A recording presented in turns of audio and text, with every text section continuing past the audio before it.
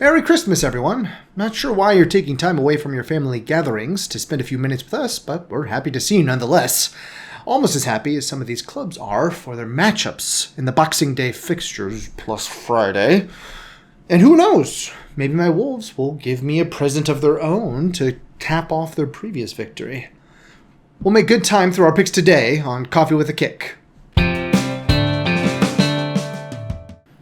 Merry Christmas, everyone. It is Wednesday, obviously, Christmas Day, and we are here to talk about what's happening tomorrow on that traditional Boxing Day and also on Thursday as well.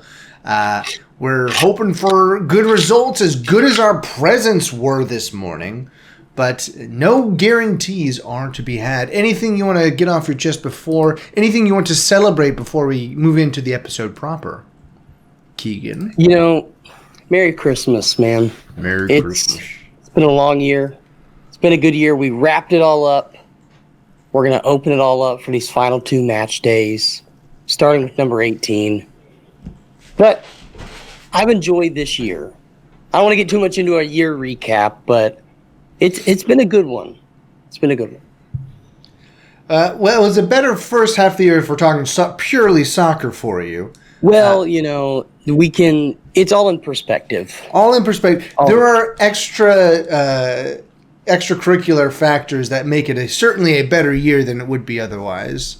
But we'll go ahead and move right into your squad here. Manchester City is our first one up, hosting Everton at the Etihad. Boy, they need this one, huh? They really need this one, I feel like, on Boxing Day there. I do have it going their way. 3-0. Everton, it's a good time to be catching them. Not very good. In fact, these two match days over Christmas and into New Year's are pretty sweet for Manchester City. Yeah, I'll have to change mine to 3-1. I had it 3-0, but I can't really trust our team to keep a clean sheet. I do think, especially these next three match days, you got to get all three wins. You got to get them. If you're City and you want to stay competitive, and at this point competitive in the Champions League, got to get all three. Starting with Everton, I'll go 3-1. I think City won't have it all figured out, but they ought to be the more superior team. They've had a few days to think about it. Hopefully a couple of players will be back that have been kind of dealing with injuries. Kovacic came back last game from an injury, obviously didn't play well. Hopefully his form picks up. But, hey, I would be greatly appreciative of a Man City win the day after Christmas. That'd be a great gift, Pep. I know you're listening, so be a great gift. It would be a fantastic gift indeed. And we'll move from there to Bournemouth hosting Crystal Palace. Bournemouth obviously is way up in 5th place right now, just as everyone thought they would be. Right below Nottinghamforest, obviously. Those two going to Europe instead of Manchester City, as everyone expected. How do you think them cherries face off against Crystal? Well, I think they do pretty well. We've talked about Bournemouth being a good team at home. They've been a team that scores a lot of goals at home and plays very good defense. I think Crystal Palace get one, but I think this one also goes 3-1. I'm in a similar wavelength, but luckily I went for a 2-1 victory for Bournemouth ahead of time, just because Crystal is starting to maybe figure some things out. The loss against Arsenal is certainly not in their best interest, but it was, against Arsenal. We'll see if they are able to recollect themselves. Obviously, we don't think they will fully be able to, especially being away at Bournemouth. But, they'll have a better chance also in Matchday 19 for putting some more distance between themselves and the bottom of the table, or really any distance at all at this point. They're still a full 4 points ahead of my Wolves at the moment, so they're fine for the moment. Unfortunately, moving on there to Chelsea and Fulham, another one of these London derbers. I think this one is going to be exciting for our Boxing Day matchup here. Fulham, we have been high on Fulham the past couple weeks. They let us down a good bit last weekend, and really, they've drawn a lot against various levels of talent the past couple of weeks, and I think that that continues here. I think they're going to go to Chelsea, take it to them, and get a 2-2 draw at Chelsea's place. Well, I'm going to have to change mine again. Oh, I will acquiesce. I'll go to 1-1. I'll go 1-1. I had 2-2. I was right there with you. I think Boxing Day, it's going to be exciting. Goals will flow. Either way, we're both thinking it's going to be a draw, which would be a great result for Fulham given their Matchday 17 result. So they kind of need a point here to keep the momentum. Yeah. Yes, and then we'll move over to Newcastle and Aston Villa. Why don't you go ahead and head this one off here? Two teams in good form. Newcastle done very well, beating some of the bottom feeders, 4-0 apiece the last two match days.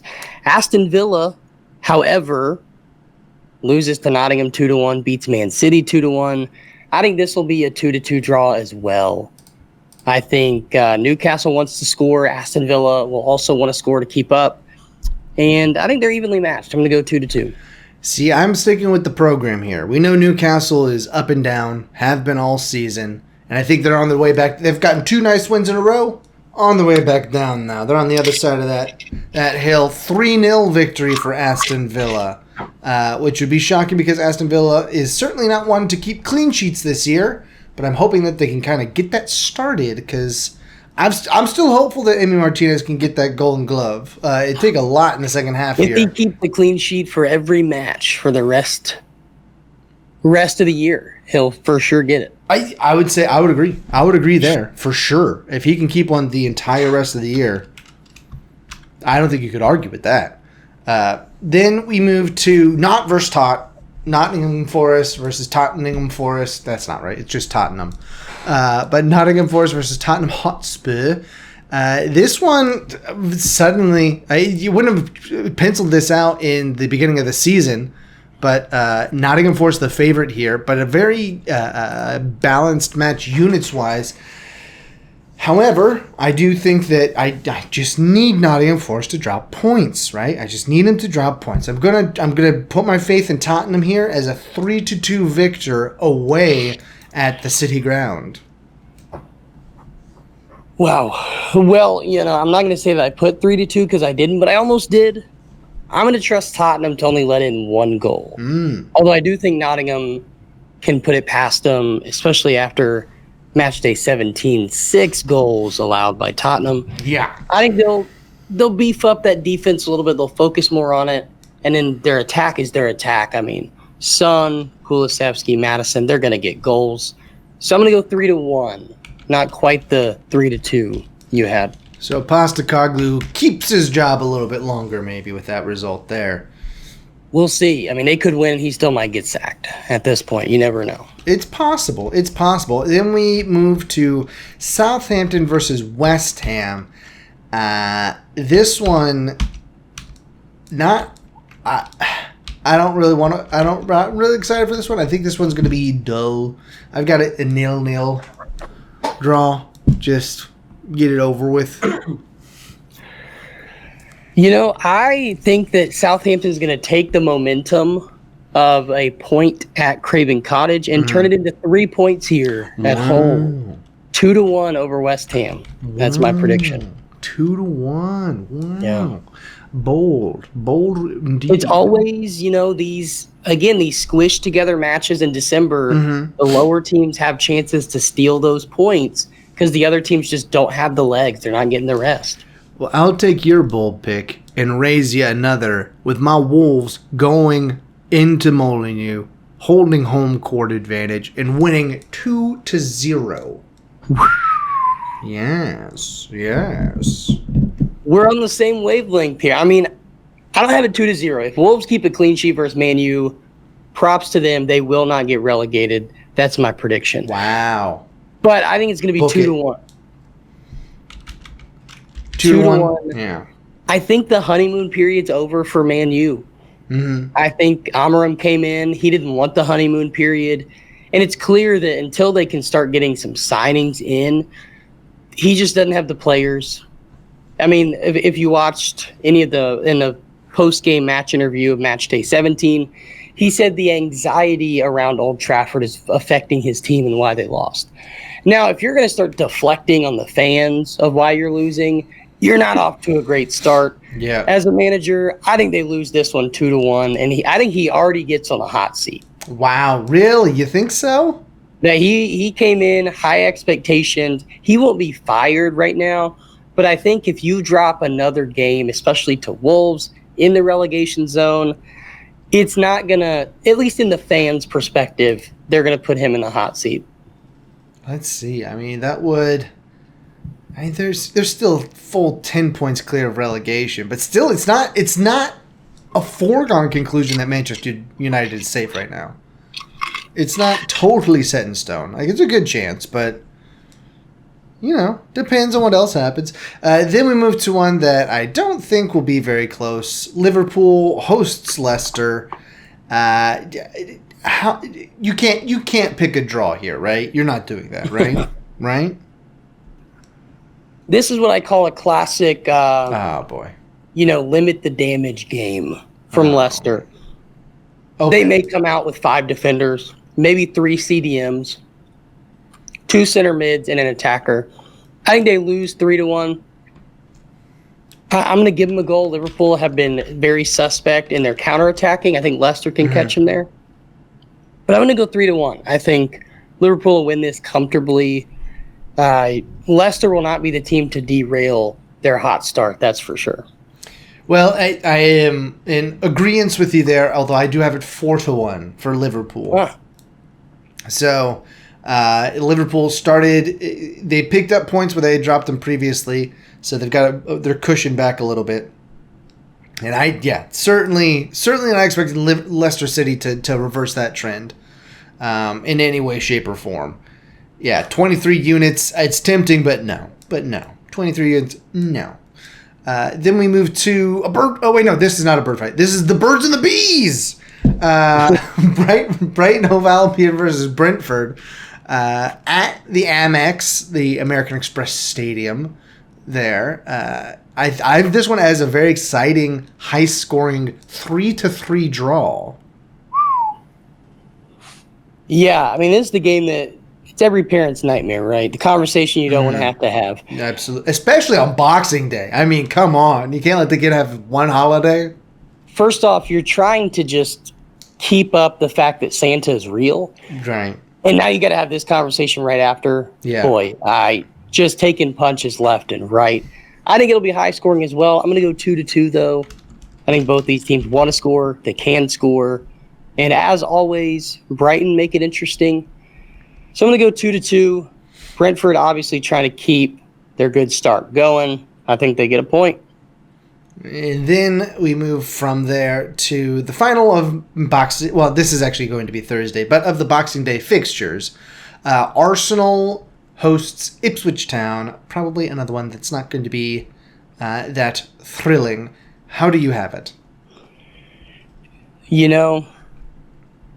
As much as I would love for the farm boys? Tractor boys. Tractor boys. As much as I would love the tractor boys to go in and lay some manure all over Emirates Stadium, I think Arsenal will take it 3-1. Wow. Arsenal needed that victory against Crystal Palace, blew them out over the weekend. So I think they come back and they beat Ipswich. I don't think Arsenal are really all there yet as far as consistency. No. But Ipswich, again, Arsenal at home, Ipswich won't be the team that derails them right now. Yeah, I actually do have this is not going to be, I said there's not going to be any excitement, but there will be drama. I think it'll be a 1-1 draw, actually. Ipswich scores early and is able to sock it in. Arsenal does eventually get an equalizer, but it's not going to be fun to watch. It's not going to be great to watch. It's just going to end up being a draw, and Ipswich Town gets another point. Yes, and that's what we've got, and that is what we have. have for match day 18, our Boxing Day fixtures. Anything you want to say before we let these people get back to their families and presents and toys and gifts and festivities? If you haven't already, like and subscribe. Why not? That's what you can do for Coffee with a Kick for Christmas. You can subscribe. You don't even have to like our channel. You don't even have to like our videos. Just subscribe. It helps us feel good about ourselves and get our rosy cheeks for this cold holiday. And it is cold. It is a winter holiday. Well, for us. I don't know if any of you are living in Australia or New Zealand. It's very hot there. It's the midst of summer. But where we live, obviously, it's cold. You can hear us speak and assume that it is cold where we are because of how we are speaking. We will say, why don't you go ahead and grab your cocoa, watch some soccer, and we'll see you on the other side. Do vizdanie.